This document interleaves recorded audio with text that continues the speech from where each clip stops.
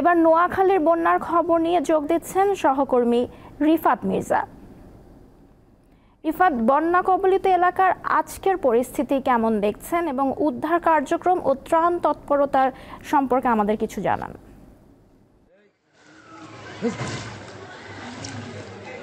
লুৎফা, আসলে বন্যা পরিস্থিতির কথা যদি বলি সেটি কিন্তু তেমন উন্নতি হয়নি, তবে আবহাওয়ার কথা বললে কিন্তু গতকাল এবং কি আজকে কিন্তু সূর্যের দেখা মিলেছে নোয়াখালীতে। গতকাল থেকে কিন্তু বাড়ি বর্ষণও হয়নি, যার কারণেই কিন্তু মানুষের মধ্যে এক প্রকার স্বস্তি এসেছে। এর ভিতরেই কিন্তু পানি কিছুটা নামা শুরু করে দিয়েছে। আপনি জানেন যে নোয়াখালীর 9টি উপজেলার 8টি উপজেলার 87টি ইউনিয়ন কিন্তু প্রায় 20 লক্ষ মানুষ পানিবন্দী। এর মধ্যে কিন্তু বিভিন্ন উঁচু স্থান এবং কি নিরাপদ স্থানে কিন্তু মানুষ আশ্রয় নিয়েছে।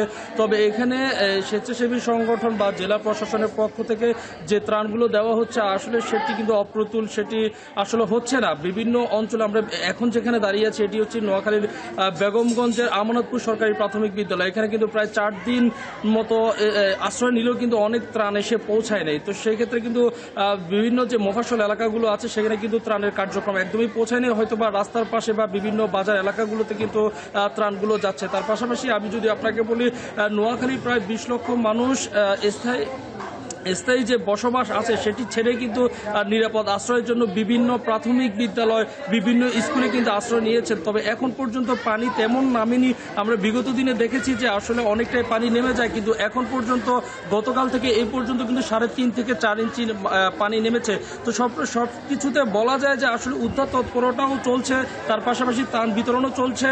এর পাশাপাশি যে আশ্রয় কেন্দ্রগুলো আছে সেখানে কিন্তু আসলে ডায়রিয়া জনিত রোগের আক্রান্ত রোগীর সংখ্যা বাড়ছে। যেহেতু জীবাণুমুক্ত পানি পাওয়া যাচ্ছে না, সেক্ষেত্রে কিন্তু তারা বলছে যে জীবাণুমুক্ত পানিকরণের যে ট্যাবলেট সেটির বিতরণ, তার পাশাপাশি শুকনো খাবারের পাশাপাশি যদি রান্না করা খাবার দেওয়া হয় সেক্ষেত্রে কিন্তু আশ্রয় কেন্দ্রের মানুষের জন্য আরও উপকৃত হবে।